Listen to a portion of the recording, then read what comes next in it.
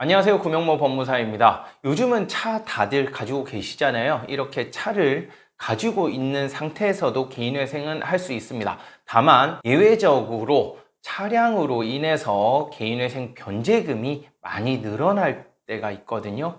그래서 이번 시간에는 차량으로 인해 변제금이 늘어나게 되는 현상에 대해서 설명을 드리고요. 이때 어떻게 하는 것이 변제금을 줄일 수 있는지도 함께 설명드리겠습니다. 우선 차량을 소유하는 형태는 본인이 소유권을 가지고 있는 것과 또 렌트 또는 리스 차량을 이용하는 총 3가지로 구분할 수 있는데요. 차량을 본인이 소유하고 있을 경우에는 우선 담보대출이 있는지와 없는지로 구분을 해야 됩니다. 차량에 담보대출이 없을 경우에는 차량을 유지하는 데 전혀 지장이 없어요. 간단한데요. 다만 차량의 가액만큼 청산가치, 자산으로 평가가 되면서 그 차량의 가액을 포함한 총 재산보다는 변제금을 더 갚아야만 개인회생을 할 수 있습니다. 따라서 차량의 가액이 고가일 경우에는 그만큼 변제해야 할 금액이 늘어날 수가 있는 것이죠.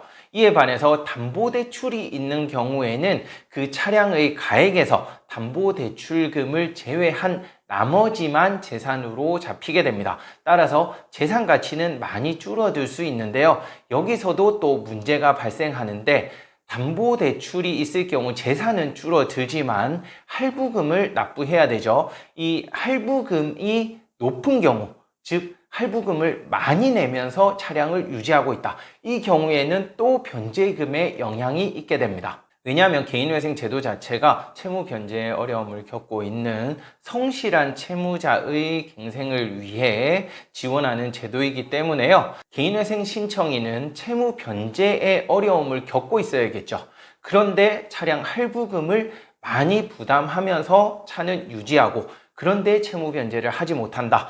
이 말은 서로 상충이 될 수밖에 없겠죠. 그렇기 때문에 법원의 입장에서는 차량의 할부금을 많이 내고 있다면 그만큼 변제금 자체를 상향을 하도록 하고 있습니다. 그러니까 차량의 할부금이 많지 않다면 차량을 유지하는데 큰 문제가 없고 회생 자체에도 크게 영향이 없겠지만 소득 대비 차량 할부금을 많이 내고 있다. 이 경우에는 예상보다 변제금이 많이 뛸 수도 있으니까 이 부분 꼭 주의하셔야 될 것 같고요.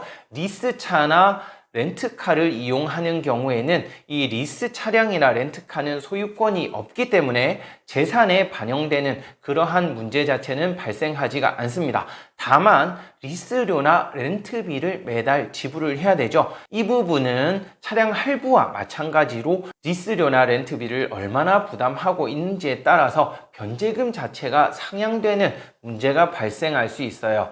예를 들면 리스나 렌트카를 이용하면서 매달 약 100만 원 정도의 리스비를 납부하고 있을 경우에는 이 100만 원보다는 변제금이 더 많이 나오는 경우가 많이 있습니다. 따라서 본인이 리스나 렌트카를 이용하고 있고 그 매달 납부하는 비용이 금액이 클 경우에는 변제금이 너무 높아지는 문제가 발생할 수 있기 때문에 이때는 차량 자체를 포기하고 반납하는 것을 적극적으로 고려하는 것이 좋아요.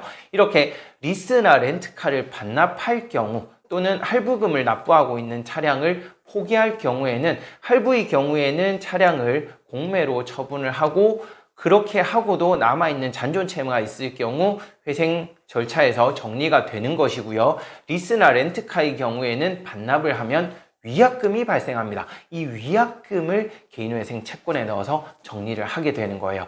그렇지만 차량을 반드시 이용해야 하는 업종에 근무하는 분들도 있죠. 이때에는 차량을 본인 명의로 유지하기보다는 가족의 명의로 돌려서 차량을 유지하는 방향으로 생각을 해볼 수도 있습니다. 이렇게 하면 아무래도 변제금을 줄이는데 도움이 될 수 있거든요. 그러니까 본인이 차량을 유지하고 있는데 매달 차량 유지비와 관련해서 고액의 비용을 납부하고 있다. 그렇다면 이 부분에 대해서 개인회생 상담을 통해서 어떻게 차량을 할 것인지 결정한 후에 회생을 진행하면 되겠습니다.